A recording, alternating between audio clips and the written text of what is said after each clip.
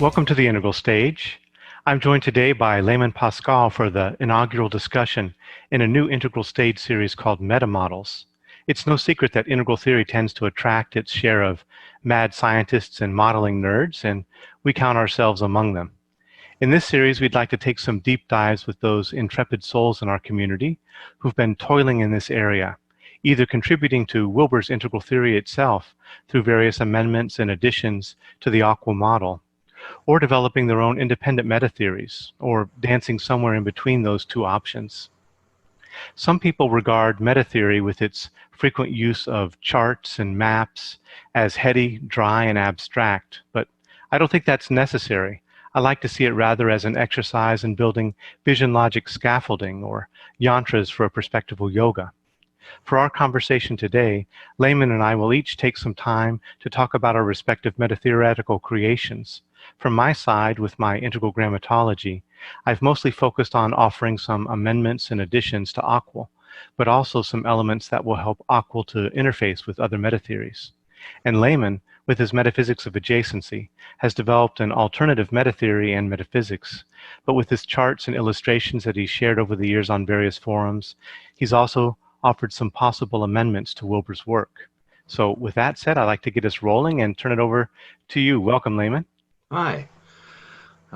This is a neat topic. I think that integral theory is a meta-theory, and that any philosophy or model that rivals it or legitimately or even potentially extends it will also be both integrative and meta.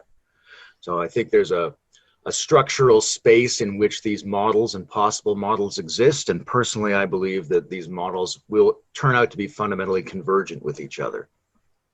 So I think that they collectively map a space, and that kind of ethically we should be generating a lot of them. We should be studying a lot of them. I think each one tells us about all of them and about reality. So I think if we can get a series going and open up a space where people feel comfortable in good faith, bringing forward, playing with, experimenting with, modifying models, then we can all get a better sense of what occupies the meta-theoretic space that we're all interested in. Yes, I think there's a number of people I know who've been playing in this space, and I really like to look at it as kind of a play. There's a delighting in the distinctions that we can make, and in, I think, the convergence of ideas. I think, for me, a lot of my inspiration has been probably similar to Wilber's in the spectrum model, or with 4 quadrants, in terms of wanting to find ways that these divergent voices all are actually playing together, and how can we get deeper insight into that interplay. So I think you said in an earlier discussion somewhere that you wanted to see if you had it in yourself to generate the same kind of thing that you've been studying and teaching. That can you do this meta modeling yourself and create second tier or vision logic architectures? So was that like the primary thing that got you going in metaphysics of adjacency, or? I think that that's a good general life rule for anyone, is to try to output the things that they enjoy inputting. So I would recommend that anybody who's interested in integral theory or any kind of meta theory try to produce one. At the very least, it's going to help you understand the ones that you're trying to assimilate and receive from other people. When I first started to think about meta theory, I immediately came at it from a kind of meta theory perspective, because it seemed to me there could be no perfect model. Aqua, for example, is a very good model for certain things. And it's very good because it brings a lot of things together, but also it's accessible. And I started to think in terms of a set of concentric rings, where each ring would consist of one variable. Wilber did a very good job, I think, of bringing together a lot of the variables you would need in order to describe the dynamic structures of vision logic space. And there may be other ways to arrange those, and there may be other variables that he hasn't included, but he's done a great job of collecting this set. But they could be arranged in all kinds of different ways. So in the 0 rung would just have one variable in it, right? Say development, but then you could cross-reference development with subjective and objective, as some people have done. Or like Wilbur does, where he cross-references subjective, objective with singular and plural to get those quadrants, right? So then you have a 2-axis model or a 3-axis model, and you could, who knows how many rungs of meta-theory types we could have. But essentially, the appropriateness of the meta-theory to the person who's using it in the context they're using it for, that best fit determines whether it's the right model. And there isn't going to be one perfect meta-theory. My own work on this sort of got inspired by hooking up with you guys around integral post-metaphysical spirituality, because it became obvious that post-metaphysics is relative in an integral space. Every metaphysics at every stage is post-metaphysical relative to the previous metaphysics. Einstein is post-metaphysical relative to Newton's metaphysics of gravity. But you do get to a place, you know, at the quasi-second tier level where there's a lot of suspicion about the binding quality of ideas. How do we know that our logic even applies? You know, can we be sure about intelligibility? Can we be sure about logic? Don't we have to bring forward a critical perspective on all of those things? And so a lot of people take that as post-metaphysical and join it with a kind of scientific suspicion about superstitious and mythological claims about the nature of reality. So I started to think, what is the metaphysics of post-metaphysics? Right? Because in order to do any of that, in order to take a critical position about metaphysics, you're still doing something. You're still in a world. There's some kind of underlying metaphysical architecture that maybe you want to minimize it, but you can't get rid of it completely. And I thought that it has to be able to do two things. It has to be able to support the advanced post-metaphysical critique of knowledge structures, but it also has to be able to support all the things in the world that we see that actually work. Right. So if you take a question like, does 1 + 1 = 2? Traditionally, it absolutely does. And the fact that it does is what empowers our logic, empowers our mathematics, empowers our science. It's highly productive. On the other hand, can you really be sure when you cross that equation mark that the stuff on the one side is exactly the same as the stuff on the other side? Right. The advanced post-metaphysical critique says you can't be perfectly sure. And so I started to think about it. I thought, well, how do you bring those together? Maybe you don't need them to be perfectly equal. Maybe you don't need identity to equal itself totally.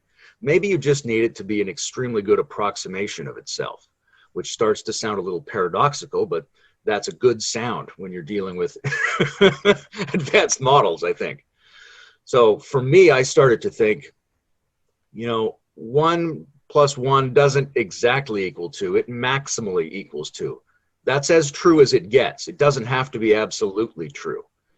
Right? And to me, that was a way into thinking about approximations and the quality of nearness and proximity and what I called adjacency as being the fundamental driver of the structure of reality.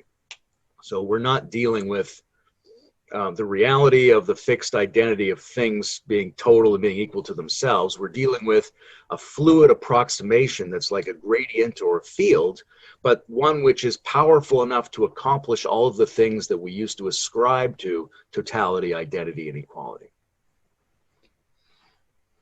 Yeah, I think that's a trajectory that we followed together on the Integral Post-Metaphysical Spirituality Forum, really exploring what was involved in metaphysics. And of course, first it has its critical moment, but then I think it becomes that transcendental argument phase where we begin to look at, all right, well, from this position, if we're seeing this and we're seeing how things work, what must the world be like in order for this to be the case?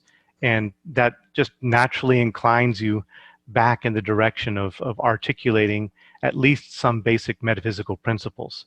So I think that was maybe, you know, for me, naively first entering into post-metaphysical research when I was starting this forum years ago.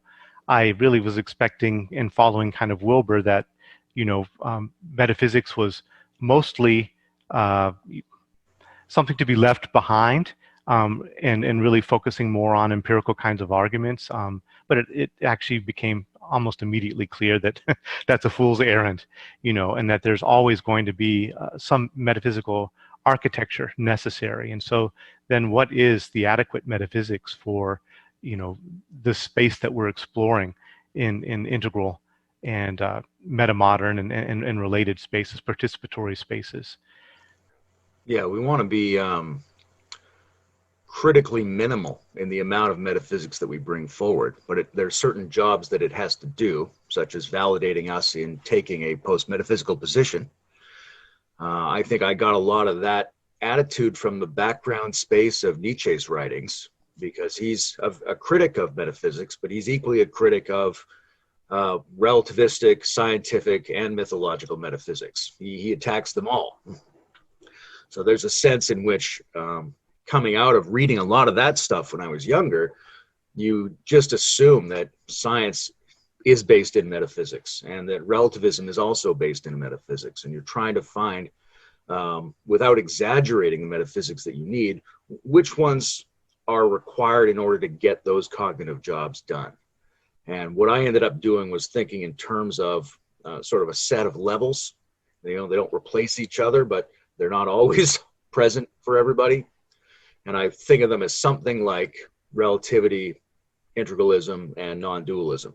Meaning not non-duality as a state, but as a kind of approach where sameness and difference blur out. Because one of the things that you're doing when you make an integral move or a second tier move is you're saying, look, there's a lot of types of perspectives, right? There's a lot of structural variables about how reality can be brought forward. And these things are next to each other, right? Where are all these relative worldviews? Well, they're hanging out near each other. And then integral says, well, if they're hanging out near each other, maybe we can put them together in a best fit. Right? And then we are embracing all of the contemporary relativistic suspicion about who's got the right worldview, but we're also embracing a universal architecture that makes coherent sense of all that space. But in both cases, you're dealing with something analogous to edges, right? And if you look at any integral map, you're like, what are these lines between the quadrants? What are these lines between the stages? I know they're just tools of thinking, but they indicate some kind of next to-ness of types of reality. So we're working with the building blocks of proximity, of inter-reality boundaries of some kind. The first way is you just pass through a bunch and they make you doubt the previous one. Now you go, I don't know what reality consists of. There's a whole bunch of options. And then you go, well, I get used to that. I start to think it out and I go, I see a lot of consistent boundaries between these realities. Maybe I can line a bunch of them up. Now I have a good integral mandala of types of perspectives. But then you could go to this even more refined place, which is where I like to go really quickly, which is boundaries separate and connect simultaneously.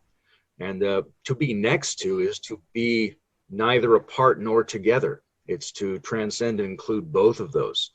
So you take that thing that is the mystical experience of the state of non-duality, but you also start to look at it as if it was the fundamental structuring architecture of every part of reality, because everything in the world seems to work at these next-to-ness thresholds, right? The magnetic field is vastly extended, but it only starts to grab that bit of metal when it's near, right? Or you feel the chi when your hands come near together.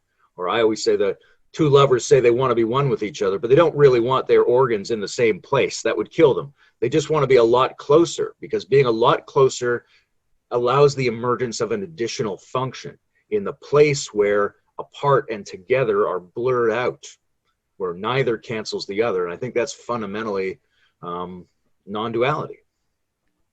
Yeah, Deleuze talks about that in a wonderful way, talking about in proximity, the greater that you maximize proximity, the more you enter actually into a zone of indeterminacy. And it's in that zone of indeterminacy that he would say becoming eventuates, that creativity happens, that emergence happens.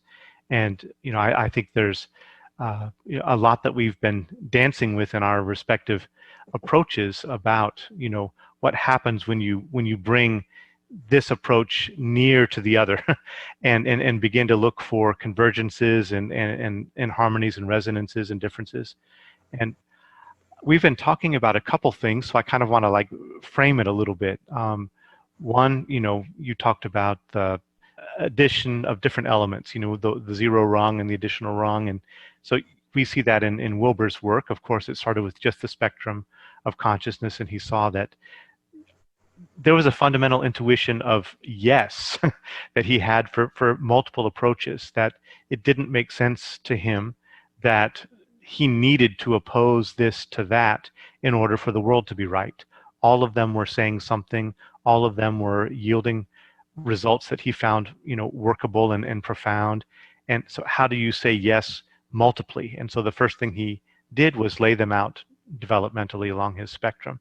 But then, as we know, with the development of integral theory, he ended up developing the aqua model, right? And so I hear you in talking about what you've been doing. One, you kind of looked at what's going on in integral meta-theory space and began to think about what are the minimal metaphysical principles that make this possible. And this is your metaphysics of adjacency. And so on the one hand, it's a kind of metaphysics. It's a minimal metaphysics for, you could say, integrative spaces.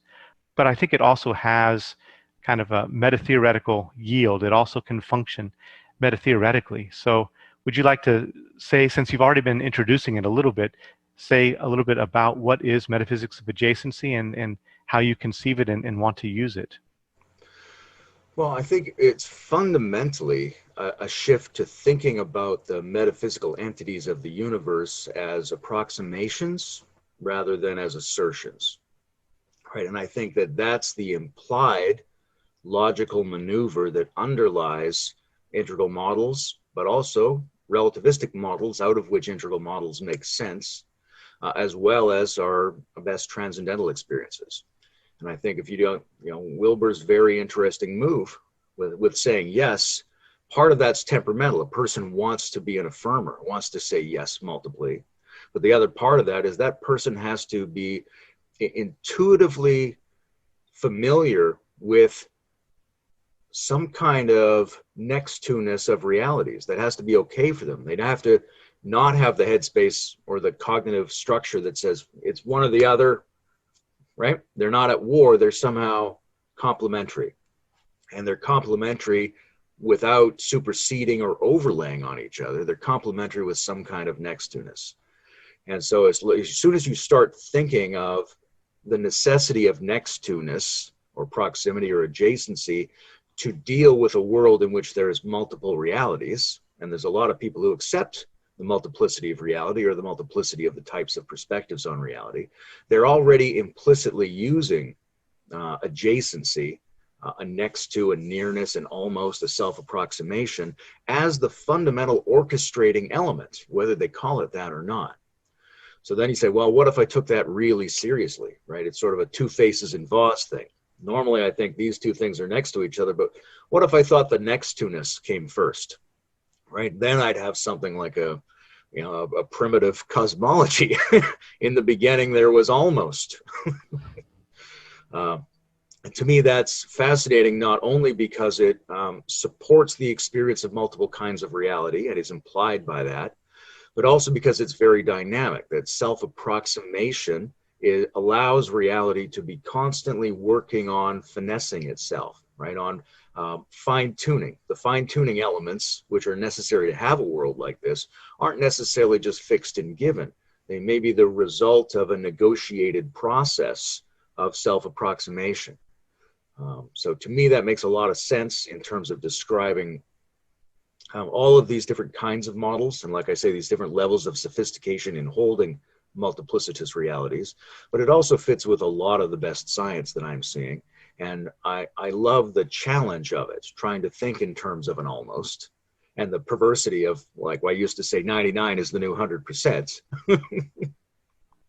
But there's something there because, like I said initially, when I wanted to find an underlying minimal metaphysics that supports how logic actually operates in the world, but also our ability to be not sure, how would you draw that line? That's absolutely, but not quite. How do you be absolutely and not quite at the same time? It's a very interesting move, and it's a move that I think duplicates the existential shift that you undergo when you enter into non-dual states of consciousness. And when you're in a non-dual state of consciousness, it is intrinsically obvious to you that the manifest world is also the divine. So the logic of the non-dual state should also describe the architecture of the manifest. Then you'd have a real non-dual metaphysics, but it has to be able to do an odd little move that I think we have a word for, which is approximation or nearness, adjacency. Yeah, we see that in. I just wanted to say that, we can talk about this a little bit more if we want to, but one of the things I liked about your work on grammar was your emphasis on prepositions, which I think of as adjacency structures, right? To be with is to be near, right? To be looking at something is to be not so distant from it that you're not connected to it, but not fused with it either. Those are structurings of an in-betweenness. And I don't think anybody can make a mental model without fundamentally situating it on an architecture of in-betweenness.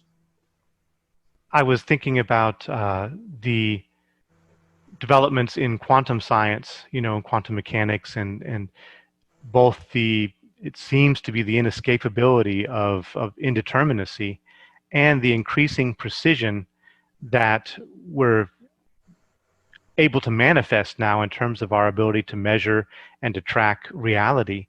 And so there's this interesting juxtaposition of both, the solidification of indeterminacy in a sense, and the ability to be ever more precise. So I think that's an example of what you're talking about, of this phenomenon, and this same kind of architecture that we're looking at.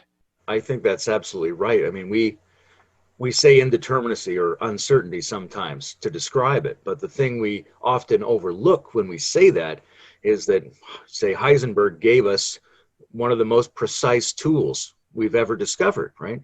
So that by becoming increasingly clear about indeterminacy, we are becoming increasingly accurate about our determinations of reality. So that determinacy and indeterminacy appear to be convergent at increasingly nuanced levels, to the point where you think, well, what if it goes all the way?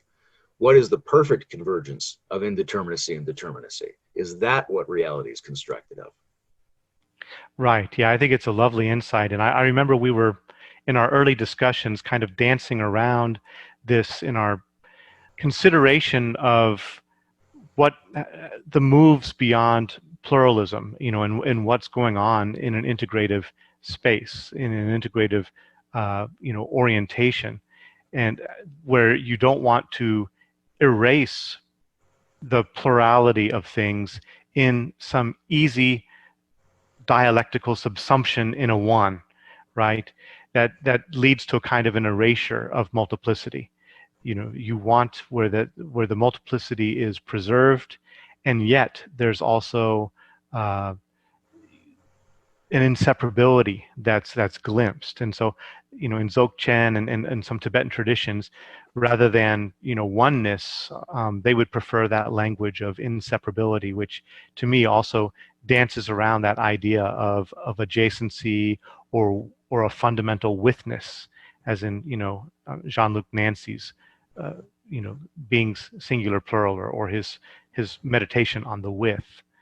Right? So I think it's a really fundamental element. And in my own development of the integral grammatology, I found in writing my first paper on it, I went through all of the steps of talking about a nounal metaphysics and an adjectival metaphysics and verbal metaphysics, but it's only when I got to the prepositional that I actually felt my spirit begin to dance, in terms of like writing about this and feeling this and looking at what's at play in that way of orienting. And it really feels for me at home for an integrative meta-theoretical kind of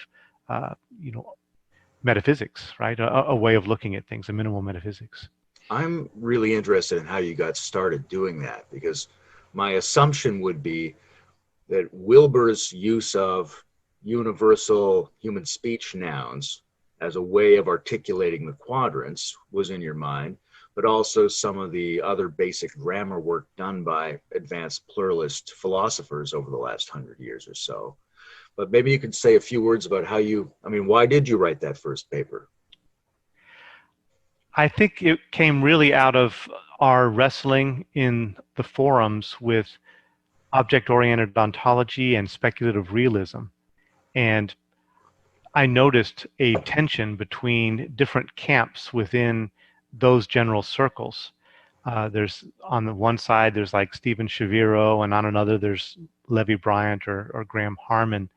And there was a tension between whether they were focusing on the validity and value of objects in themselves, even mid-level objects like tables and pens and things like that, where we recognize them all as substances in a sense in themselves, and they really wanted to focus in on what are the qualities of objects that actually can fold in the insights of postmodernism, right?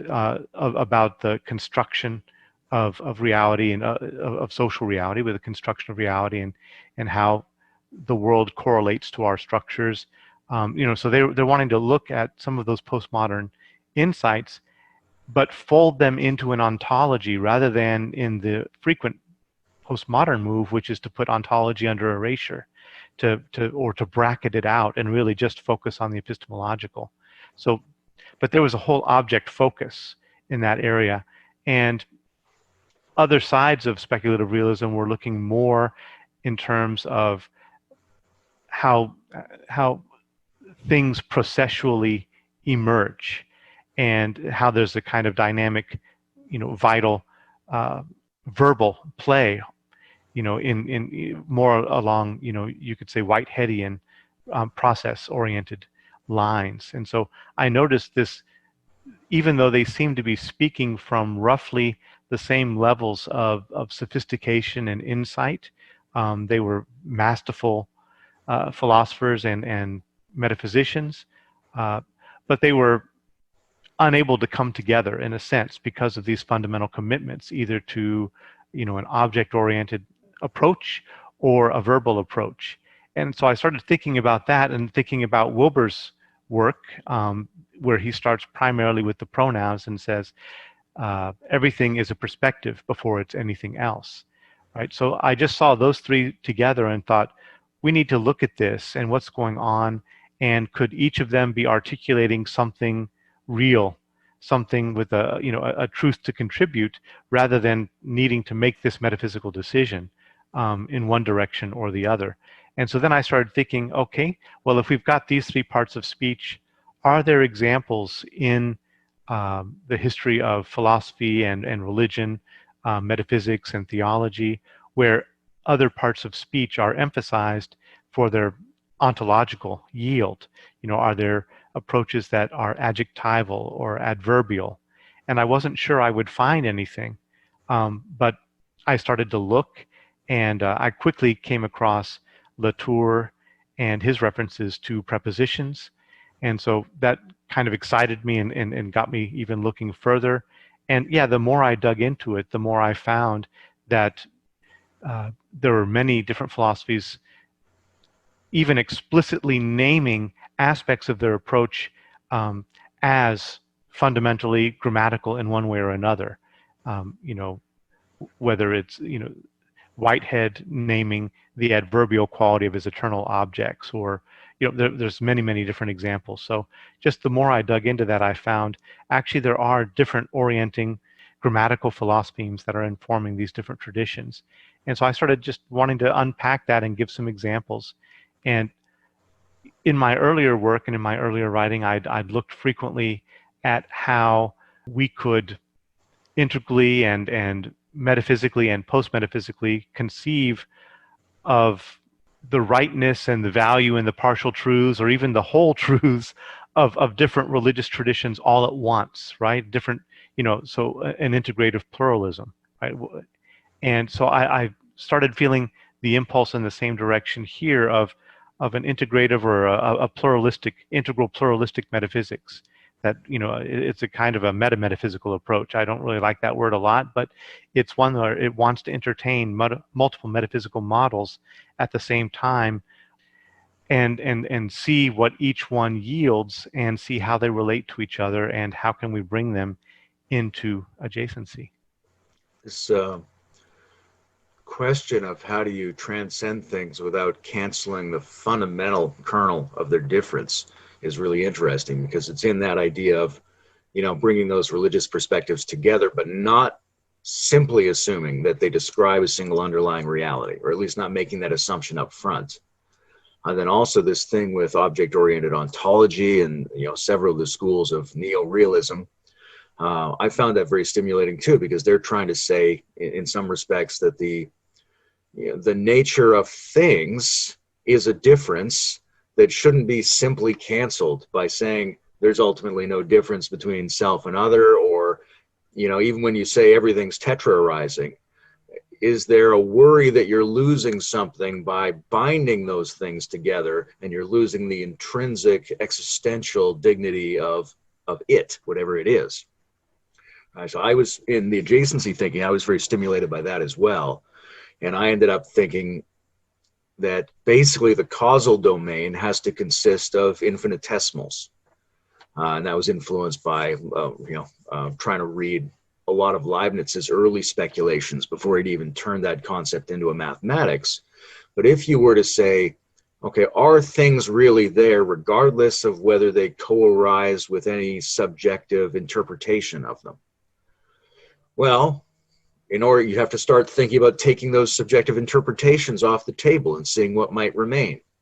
But you start discovering that it's not just that we see it as blue, it's that its mass is dependent upon its interaction with other fields as well. So you start taking off every interaction, and what are you left with? Well, if we're going to say that's a thing, it's a vanishingly small thing, right? You don't know if there's anything there or not, but what you know is there's a constant approaching towards something.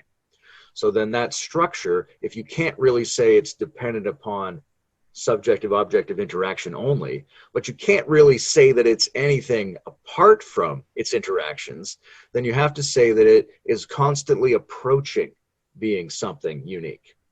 And so then it's about the towardsness, it's about that adjacency, it's about a nearing rather than a being something. Right, and I think that accords also with a revaluation just of becoming in modern philosophical circles now. Yeah, I don't think they're the same thing, but there's this sense of this, yeah, dynamic unfolding of a movement towards something that never quite settles, and that what I think is found in an adjacency approach or an integral approach is that not only does it not quite settle, but there are, at least at optimal moments, a convergence that you've been describing with adjacency, that there's this drawing near, not only just indeterminately unfolding, but this movement towards a deep coherence. I remember in your first paper on metaphysics of adjacency, I think you talked about some members of our community or contemporary thought that are suspicious of things like coherence. But for me, I remember responding to you about that and saying that I really found value in that word over the spiritual emphasis, say, on oneness, in that coherence allows there to be differences among the elements, but they are behaving as one, and it's that it's a prepositional element and it's an adjacent element, right? That there's a behavior that happens where they behave as one and move in an accord that produces a flow, that produces an excess, that produces a sense of well-being and beauty. But it's never a collapse, it's never an erasure, it's never a cutting of the agency of the individual elements in that togetherness, in that withness. So in my own work, I started using the convention of talking about with slash in, within, and particularly my second paper where I looked at how both the aqual elements point to, the withness of things and the togetherness of things, but that a non-dual understanding, or something like Bhaskar's co-presence, allows us to see both how things are alongside each other and in some sense co-participant within each other and enfolded within each other. And so that takes us into this whole kind of what kind of topology makes up this space. And we've been exploring and looking at things like knots and tangles and tori and different kinds of things that point to both a differentiation and a convergence, a alongsidedness and a withinness at the same time. Two things I love about all that. First is coherence, because I think that when you have to describe emergent properties, I think you have to describe them as coming near enough to enter into a new harmony whose collective effect is the production of a surplus that wasn't found in the parts. And even in my I've been promoting a lot of coaxial models where you take the notion of altitude and subdivide it into two separate variables. I think the only way to do that is to have one of those variables be essentially the coming into the proximity that permits coherence. The other part of that I really like is this idea that of structuring the adjacencies, right? And I think it's partly through your work that I started thinking about geometry as structured adjacency, but also as the basic functions of language, which was there in Wilbur all along. And I think one of the first ways I tried to understand what you were saying was to toy around with prepositions for quadrants that made sense to me, which were that, the as and the at and the with and the via instead of the I and the we and the it. Because those things are specific structures of how particular things are adjacent to each other. And in the logic of the different prepositions, you get a kind of vocabulary of the different forms of next to-ness, right? I was thinking very philosophically, next, there's the next moment temporally, and then there's spatial nextness, and I was trying to do that kind of a thing. But when you come and go, well, on and under and beside and within and around, we have all these things in the language, and they may be describing the basic zoology of structured forms of adjacency, and that's really worth having a look at, because that might be the underlying structure not only of human speech, but of our cognitive perceptual capacity to explore reality at all. Yeah, there's a element or an aspect to prepositions that Latour and Michel Serres and others like to emphasize, which is prepositions preposition what unfolds. They're kind of vector spaces. They give shape to adjacency, as you were putting it. And I think that's a really interesting and valuable insight. That's what I was feeling when I was starting to explore the prepositional approach with Wilbur's quadrants. And my sense was that tetra-arising sometimes is framed almost as a co-arising of different elements in a neutral space.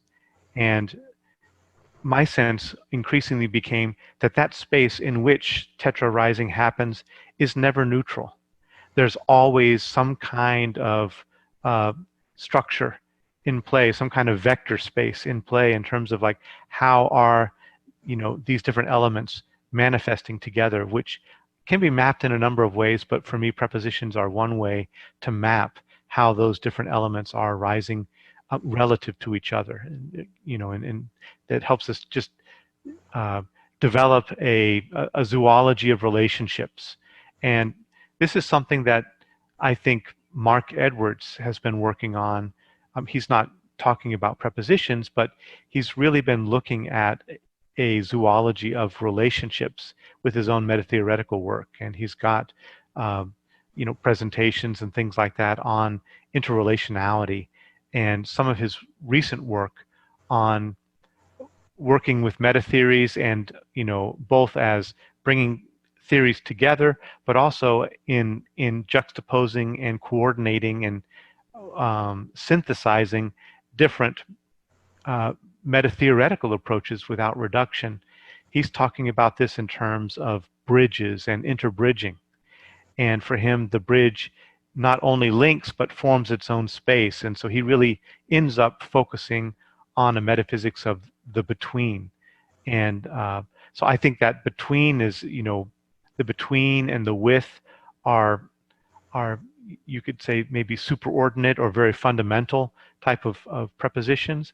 But actually, even when you look at that, you can, at the relationships of the different elements, it's always, in my view, even more than just the between and the with, but there's always other kinds of tensions in play, you know, not necessarily in a detached metaphysical way, but in the way that any of these things are actually coming into actuality and being used and practiced and engaged and unfolded in real time. Then there are always these different vectors there. I don't know if I'm being a little bit too abstract about that, but I think vector is a good word to bring in. I mean, these ideas are delightful to me personally, but I think they're potentially very fertile. And one of the reasons I think that is because of analogies to developments in physics, right? So that first we get this use of the infinitesimal in Leibniz and Newton, but then we get this Einsteinian shift where it's not a neutral space. Everything is slanted, and it's not slanted randomly. The slants are structured. And so there may be a grammar or a zoology of ways in which the playing field is slanted. And like they do in physics, like what if the universe was shaped like this? Or what if what we thought was flat was actually like this? So there's this huge array of possible structured distortions of what appears to be a flat playing field. And can that be applied to, an aqual model? Can that be applied to the relative flatness of any meta theory? And what are the set of all the possible meta theories along all the sets of possible structured torsions of the space of meta theory, where they would all look stable in their own space, but we need to collectively understand them in order to see how all the spaces could be mapped. And I wanted to get back to vector because a huge part of where we are in physics at the moment is around this idea of quantum fields, right? And even simple Einsteinian fields are vector spaces, where it's a huge extension full of little arrows is how we depict it, right? And in the quantum fields, the entirety of the universe is a field imagined as little arrows, but each one of those arrows is like a preposition. It's a shiftingness, it's a pointing towards. So there are all these particular polarized relational structures that determine the architecture of the space on which we can do our modeling and our perceiving and experiencing. Exactly. I think it's a great connection to make. And I was thinking about just following literally on the idea of the arrows as prepositions when I was engaging with Esbjorn-Hargens' work, where he was trying to bring critical realism and complex thought and integral theory into dialogue. And he ended up, drawing a structure, but then populating it with all kinds of arrows to show how this moves into that, and to try to give a sense of that dynamic vector space. And so my argument back to him early on was, you're getting into prepositional territory there, right? To really, as soon as you're putting in those arrows, you're putting in that, or you're naming that prepositional intuition. And in thinking about the different grammatical, philosophemes or elements, initially I started thinking about adverbs as parallel to adjectives. But when I really saw how they were deployed by Heidegger and by Whitehead especially, it became apparent that they're actually much closer to prepositions in the way that they seem to be functioning in high-level philosophical works. You could say maybe that there are, developmental expressions of all of these elements, so that they don't only occupy one particular territory. But yeah, looking at, say, the good, the true, and the beautiful, or just Macintosh's general discussion of values as attractors, values that have the capacity to that emerge out of systems. There's something that emerge out of systems, but also serve as points of convergence within that system that seem to influence the system to unfold in particular ways or directions along certain vectors. Um, that seems to be more of an adverbial function. In my integral grammatology, basically adverb is described as a modal approach, like Spinoza's modes, or but other or Sorial's modes, where it's pointing at kind of flavors of becoming, directions of becoming. It's not just abstract becoming, but it looks at becomings as different kinds of creative acts that unfold along different vectors. And so the good, the true, and the beautiful can be seen as examples of that, and it's unfolding goodly, beautifully, truly, right? Swaying into Trump languaging styles. Yeah, bigly, and goodly. It's a beautiful model. Yeah. One of the things this puts me in mind of is my work trying to think of particular linguistic strategies around states of consciousness or state domains of consciousness. Because there's something about adverbs and adjectives that are qualitative in nature and speak to me very much of the nature of the subtle state, or of the poetic, of the formal, of the astral, of a place where entities are as much like moods as they are like things, versus the gross realm, which is typically languaged as nouns and verbs. Jack and Jill took the ball to the park.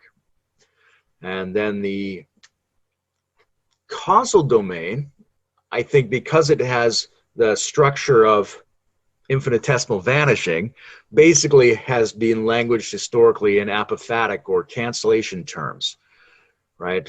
Even if you say there is only one, basically you're canceling the multiplicity of being, or you're saying there's nothing, or you're saying this is eternal, you're canceling the changes.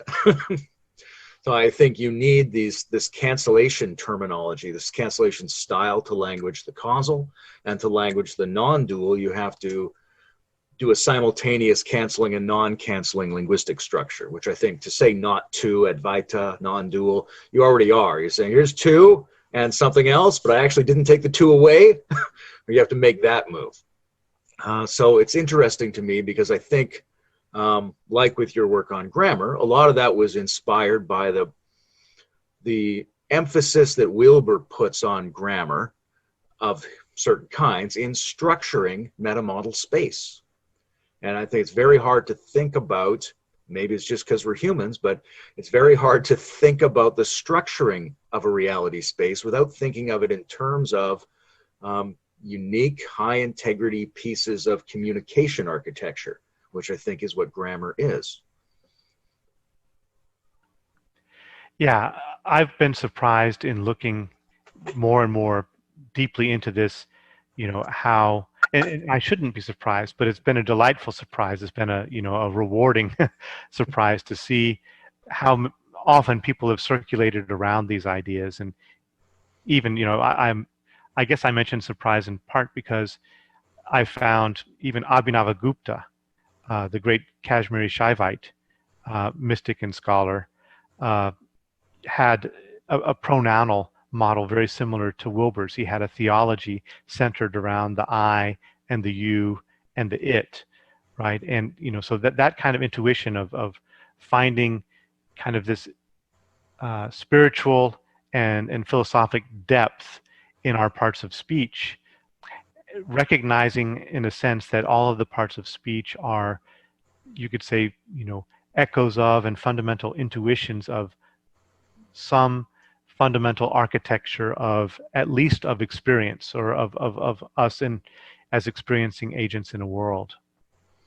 There's there's an interesting possibility of exploring structured adjacency, um, analogous to the role of the variable of lines of development in Wilber's models. Because it's one thing for me to be angry at you, but it's another thing for me to be here for you, which seems like I've shifted into an ethical mode. And it may be that we can do a grammatic breakdown of what the different developmental qualities of the different lines are thematically by looking at the underlying grammatical structure of how different human language tends to express those qualities. Yeah, I think that's definitely something worth exploring. And I was talking to Terry O'Fallon briefly about some of my work on integral grammatology, and it's right now for me a sadly incomplete conversation because she answered back that she saw a lot of what I was talking about in the structures that they look at in doing their developmental assessments. What kind of ways of using language, what kind of grammatical forms and emphases are in play in the different developmental stages, forms of meaning making and valuation. And I've also seen this in my own kind of work and reflection in this area in Otto Lasky's work. He's basing his stuff in part on Boscar's, critical realist metaphysics, but he talks about a move from, I think it's from contextual orientation um, to a process orientation, to a relational orientation, to a transformative orientation. And for him, the contextual, the kind of the starting place developmentally is where you find yourself in an object world. And he says, almost as up against a wall, that thing in itself and me and myself, and there's this fixedness and determinacy, a nounal quality to the situation and to the way that the world is experienced, and it's like this and it's absolutely not like this, and so there's a concreteness and clear separations and a boundedness that's there. And then that what you were talking about, I think, is that intersection, the eruption of the causal, in a sense, where there's the sense of the not, there's the sense of the gap, there's the sense of the not quite that begins to emerge, that actually is an initiator of change and move out of any meaning structure. So in this case, he talks about how negation um, arises as a structure that moves individuals then developmentally towards more of a process-oriented approach, where they could see things are moving into each other and becoming and not fixed, and there's more of a fluidity and a dissolving of boundaries. But there's still actually, you could say it's more like a subtle object orientation in a way, but it's subtler and it's more dynamic. And so that's what he calls like the processual stage, right? Process stage. And then the next stage he sees is one that opens up, that's relational. And it's not only that you're seeing things in terms of processes, but that you begin to see deep, interpenetrations of things, and you begin to perceive a kind of vector space. And for him, that, is, I think that's, almost where you're getting to like triple loop learning, right? And what Torbert talks about, triple loop learning. But it's a way where you begin to see structures within structures, and kind of maybe even beginning to perceive some kind of holographic relationships or fractal relationships, or dynamic patterned relationships among things, which for me is the beginning of like a prepositional kind of insight and orientation. And then for him, the last is transformative, which is where you really you really become able to kind of like bring all of those moments together and work with them constructively and fluidly. And you can work in object space and verbal process space and relational space.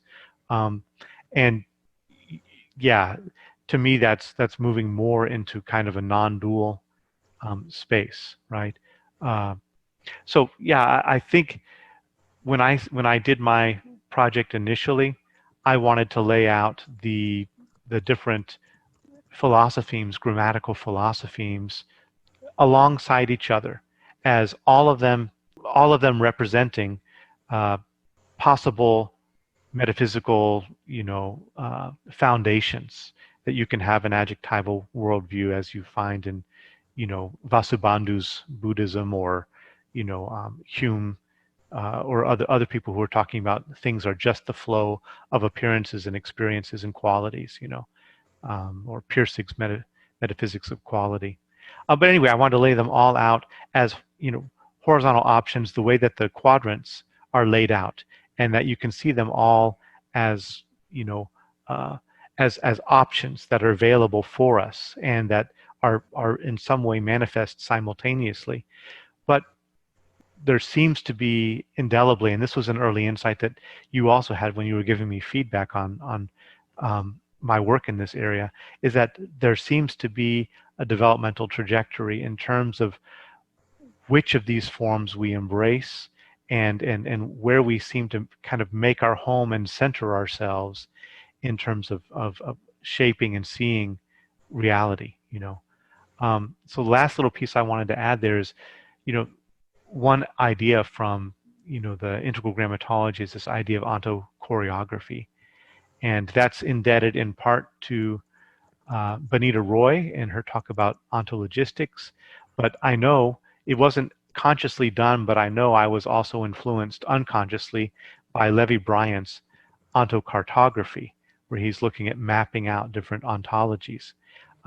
For me, ontochoreography is the deliberate play and interfacing and and circulation of the different philosophemes, of the different, metaphysical, grammatical metaphysical elements, in order to make meaning in different ways, to test and expand perception and afford different kinds of insights in different ways. So there's a deliberate practice and play of circulation. And for me, that correlates, I believe, to what Lasky is talking about, that transformation stage, that stage where you become able to see these different structures and to circulate them and play with them in a creative way, in a generative way. I don't think it's out of the question for us to be able to, at some point, have constructed the periodic table of meta-model vision space, vision logic variables, right? So then you would say, these are all the things that you could make forms of meta-model out of. And they would be something like grammatically structured elements. You would say, here's the 4-quadrant model. What we did was we took the grammatical substructure of subject-object and the grammatical substructure of individual plural, and then we put those two together, and now we've got, maybe we had to weight one of them a little more, so we've got more hydrogen, a little less oxygen or something, but that's how we got that model.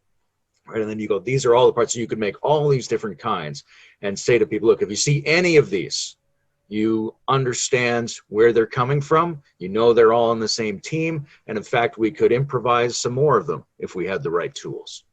So that really intrigues me going forward. I wanted to say something else that came up for me while you were speaking, was the sense that the underlying skill of moving to process and moving to transformation and finessing the edges of things, that's been known for a long time, right? There have been a lot of good pragmatic teachers on that subject, and we still need them, right? But everyone kind of groks the fact that to ride a horse, you can't ride it too tight or too loose, right? Everything that works because you have the right flexible finessing of grip. Not too close, not too far, not too much, not too little. Everybody gets that part. But the space of too much and not quite, where you try to find that finessing point, has been under-theorized, because we tend to historically have thought in terms of the blocks or the entities in the relationship and not about the architecture of the relationship. And I think we have a kind of intellectual duty to try to think through the spaces that are implied by the skills that we see as the most valuable human skills. And I actually thought also of two famous Zen stories when you were going through those stages, because there's the one famous story about the guy who his horse ran off. Oh, that's too bad. Well, we'll see. Right? And then the horse comes back with more horses. That's great. Well, we'll see. And then his son breaks his leg. That's too bad. We'll see. But then he doesn't have to go to the war. So there's a process move where that person is holding a space between whatever's existed and the next potential reality that they're prepositionally adjacent to. So there's a very interesting set of ancient teaching tools that try to give people that process experience of being adjacent to the next part of the flow, Whitehead style.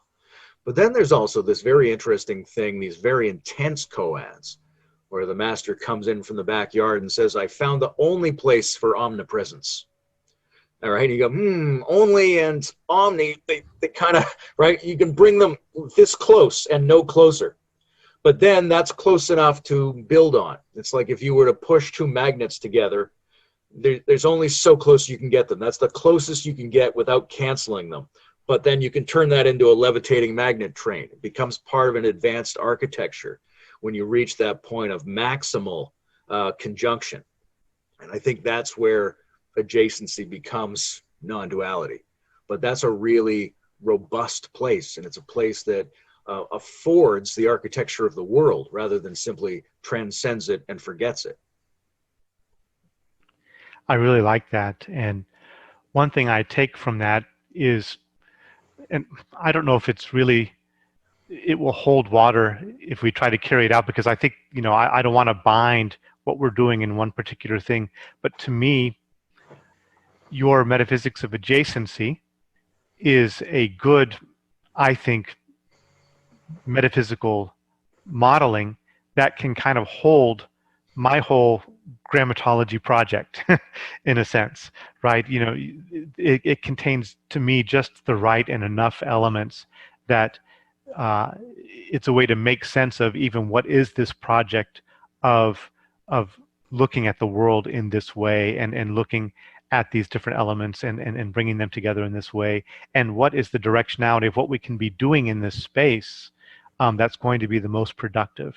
So we probably need to coordinate a little bit, maybe, in terms of like articulating the joint points, use Greg Henrique's word, but the joint points between our respective approaches, because I think we kind of developed in relationship to each other anyway.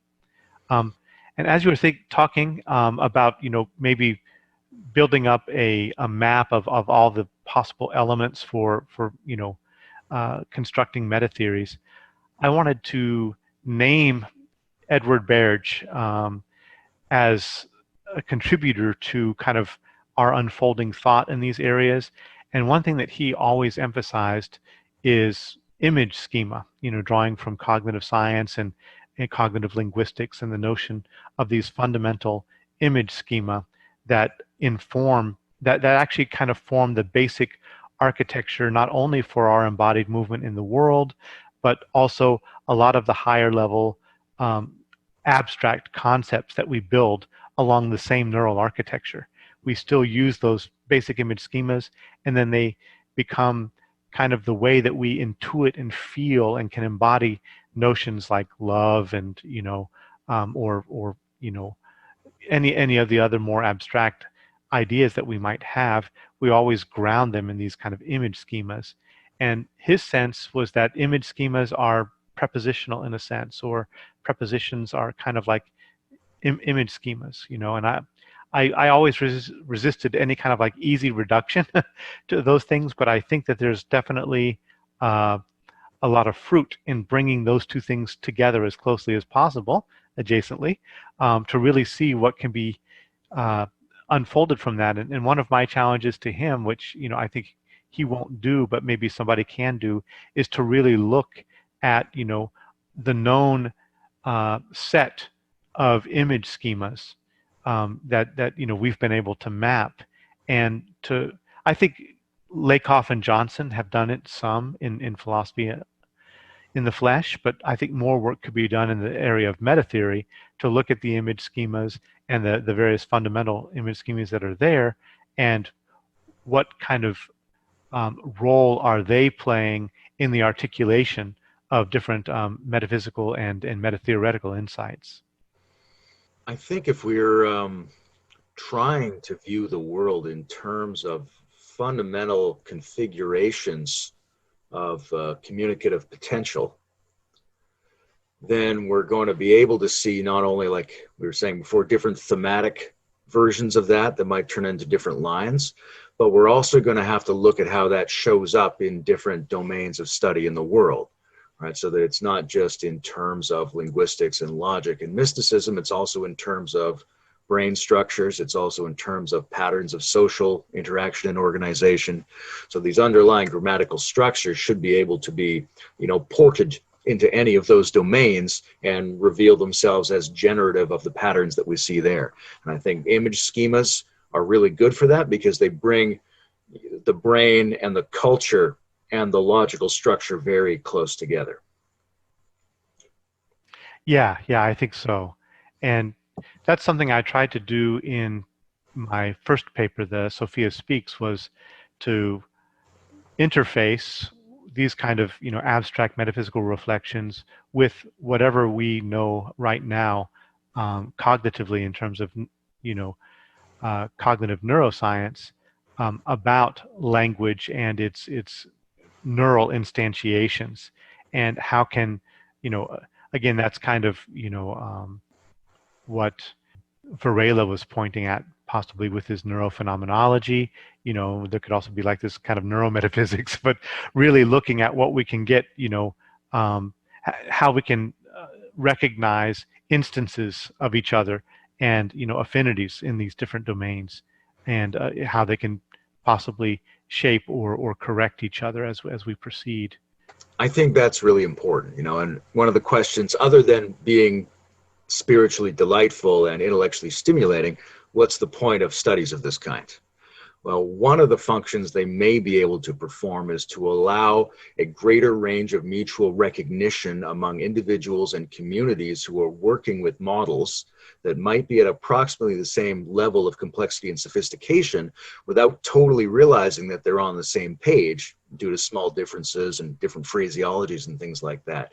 But if you knew what to look for, you'd be able to rapidly recognize, oh, this is my community. This is the team of people out of whom the integral type developmental emergences that we hope for in the world are going to come. And we need as many people who are legitimately there to be roughly on the same page, so that the meta-contextual description of what they have in common can be a strong contributor to that. Yeah, 100% agree with that. And I think that's something that, hopefully we can continue to work for in our own ways. But yeah, I've been inspired, and I wish I had more time to pursue it, but just to be able to see the yield of looking at things through the grammatical philosophemes, and to see how all of these different approaches and systems can be related to each other in the same way that Wilbur shows, with the four quadrants and the other elements that he brings in. I feel like these kinds of additional grammatical distinctions expand the territory in a way and allow you to see the different, what I called in my original paper, view following Bonita Roy, where what is the kind of the underlying mythos, what's the underlying kind of metaphysical ground that's informing any one of these different philosophical approaches. And so far, I might be, in fact, I'm definitely biased, but for me, it's been working in terms of really being able to perceive relationships and to situate them in conceptual space in a fruitful way. All these different disparate approaches that sometimes are not able to communicate with each other because of their very different starting positions. And so I think that is a real practical yield that could be there in terms of, and I think that's true for really any meta theory, is how can we provide a, a language and a conceptual space that allows people to more readily recognize relationships and possibilities for, collaboration, communication, interface, mutual work, all of that.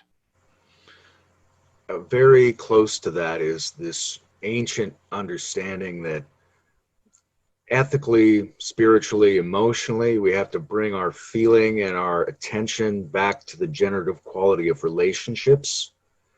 And if that is the case in practice, then our intellectual maps of reality should also have to do that in order to have integrity with that kind of a universe. But if you're saying we should co-author a paper on how the participatory grammar of adjacency defines the set of possible metamodels, I'm in. That's exactly what I'm saying. Yes, yeah. It might be a book, though. All right. I'm willing to get started.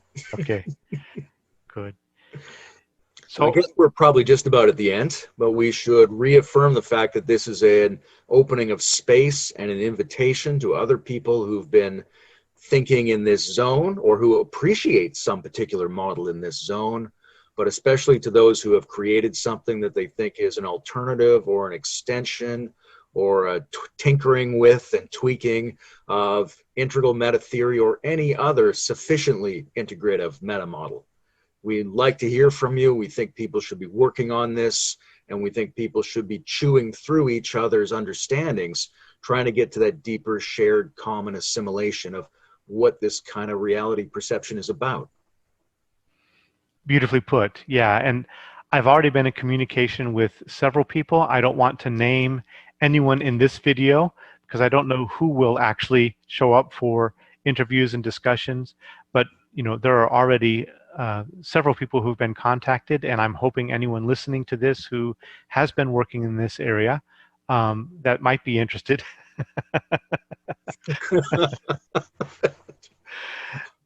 yeah, who might be interested in speaking with us and sharing your work, that definitely the invitation is extended. Yeah, we'd love to have you on the integral stage.